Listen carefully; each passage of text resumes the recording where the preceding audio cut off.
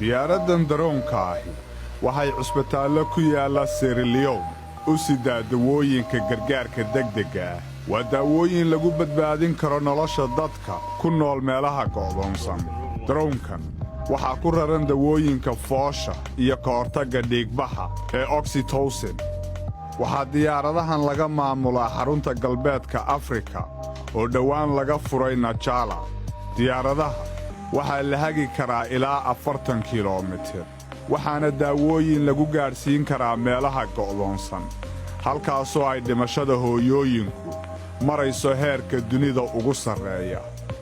Hay'adda caafimaadka ee dunidu waxay qiyaasaysaa in 100,000 ee dhalashaba ay ku dhowaad 1,200 oo haween ahi ay dhiigbax u dhintaan.